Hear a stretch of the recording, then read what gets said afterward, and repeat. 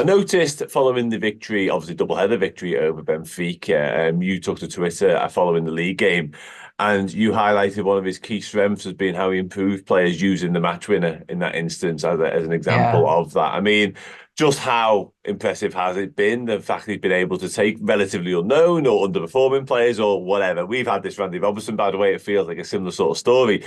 How has he done that? And just how often has he done that, I guess, as well? Yeah, well, I've almost lost count. This is, again, I'd say one of his strongest assets. I think any coach really, Dan, isn't it? If you look at how players perform under that manager and then look at how they perform under other managers. And I think that's a key kind of metric of how impressive a coach is. And there's no doubt about it. Amorim manages to get the best out of his players and the best out of I'd say older players and players who you really wouldn't expect him to improve. And I'll give you an example here, who you'll know well, and Liverpool fans will know well, is the captain Sebastian Coates, who's become an absolute cult hero, legend here at Sporting. I think it's coming up to his 10th season, and he's big, tall centre back, as you know, good, decent player, but you wouldn't really say top class player. Quite mistake prone he was at Sporting. And I think even Sporting fans, know, that they love Coates because he's the sort of player who gives everything. But they realised maybe he wasn't top class. Since Amorim came in, changed the system to three at the back. It's just suited him completely down to the ground. Coates, it kind of his lack of pace is what was exposed when he was just in a partnership in two-man defence, but with a three-man defence. His colleagues cover for him, and he has been absolutely superb. A monumental display on the weekend, by the way. He's probably man of the match, although that, of course, went to the two-goal hero, Jani Katamo. So that's an example of an older player, but really, if it's his younger players, he's just improved them. And again, we can look at examples who your listeners will know well. In England, players like João Palhinha, he kind of bounced around from club to club. He'd been loaned out a few times. When Amorim got hold of him, he realised just what a brilliant player he was. And he improved him, improved his positioning, improved his disciplinary record, just made him into an absolute beast of a defensive midfielder. He's now Portugal's starting defensive midfielder. Pedro Porro, another one who you'll know, of course, he came from Man City, hadn't got a look in there. You could see that there was talent there, but he was very much a rough diamond, especially defensive side of his game, which some people might look at it still and say he's not the perfect right back, but going forward, he's just such an asset to the team and perfect again for Amorim's system.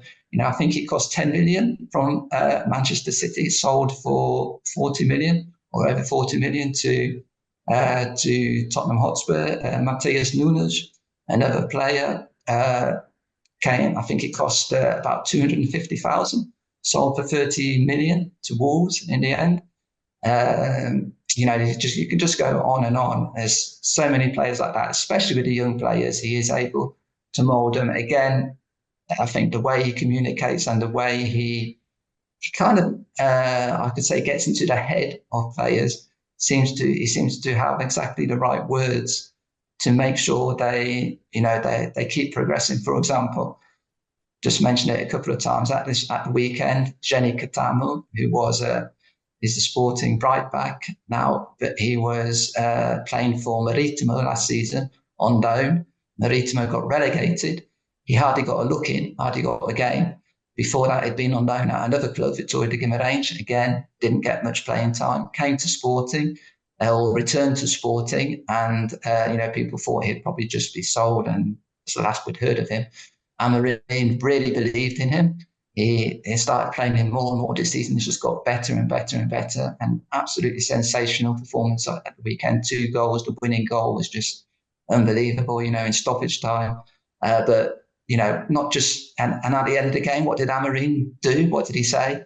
He said, yeah, obviously we're all really pleased for Jenny, a very popular member of the squad, but I have to be perfectly honest, I don't think he played a very good game today.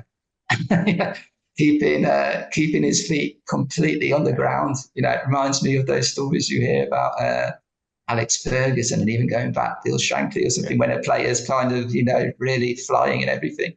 first thing they do is, bring them back to back to earth with a bump to Straight make back sure down. they keep. So it's just this is even before we talk about kind of tactically and his actual coaching and technically the way he improves players. And it's just a lot of those players night and day. Like I say, you can almost lose count of them. There's so many of these of players is absolutely improved. Of course, it's an interesting situation because at Liverpool, on the one hand, he'll have players who don't need improving. Some of the best players in the world, Salah's, Van Dijk, Alisson's, whatever. But then, of course, we've all seen this season, Liverpool have got a lot of young players coming up, haven't they? And starting to make an impression on the first team. So in that respect, I think that Amorim could be the perfect coach to try and develop them, and keep them travelling in the right direction.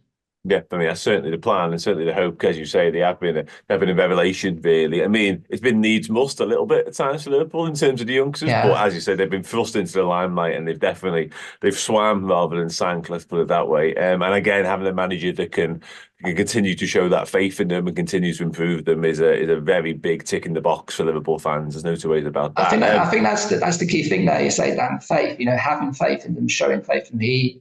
He's not afraid to throw in these players at Sporting, even though they had very little or no experience at all, really. I remember there's also a famous instance in his first season when Sporting were, going really well, but it was ready towards maybe 10 games to go. So it's getting at that quite nervy stage of the season. Could Sporting see it out? And there was a game against Vitória de Guimarães, who are one of the best teams here in Sporting outside the top three. And Sporting were winning 1-0. I think there was about 10 minutes, 15 minutes to go. An injury to one of the Sporting players. What does Amorim do? He throws in a 16-year-old Dari Asubu to make his debut. And a 16-year-old who had turned 16 1 week before, I think he became the youngest ever player. Then people were saying, what's he doing? This is crazy. This is, Sporting concede here. It could really derail their title charge. But, again, he did well in his 10, 15 minutes, the player in question. And, that kind of, set him up. And I think that almost sent a message, maybe not that, maybe it wasn't so important at that exact time for that particular player. But what was important is that it sent a message. Amorim sent a message, we're not afraid to put faith in our young players and to give them a chance. And if you keep working hard, you'll get your opportunity.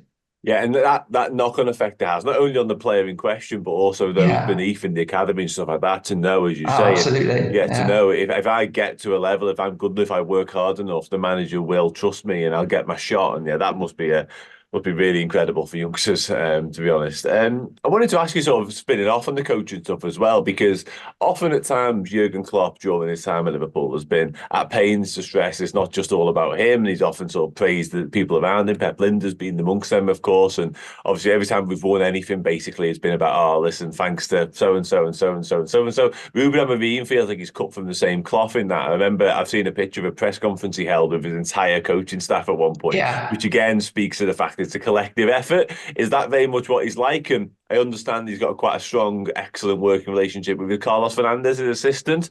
Do you Yeah. envisage he will come with him, or he'd at least want to bring his people with him as well? Oh, certainly. Yeah, without a doubt. I think it'd be contract. They consider themselves a team, without a doubt. And yeah, that press conference you alluded to there was the match when Sporting clinched the title. I think it was against Boavista. It's about 3 games from the end of his first season. And yeah, I was at that press conference, and it was, it was really good to see because again, that just speaks volumes to what Amorim is like. Because yeah, he made a point exactly him in the middle. Then I think there were 6, weren't they? 3 on his right, 3 on his left, and he said, "Look, this isn't just Amorim who's won this title. This is all of us. We've all contributed in one way or the other." And yeah, absolutely, no doubt about it. For instance, he talks a lot about set pieces. Whenever Sporting score a goal from a set piece, he says, "Okay, you've got to give the credit to coach and staff here because it's not me who works on the set pieces. I delegate that." So yeah, absolutely, it's a team effort, and I'm pretty sure that he'll insist that if he comes to Liverpool, he brings all his team with him.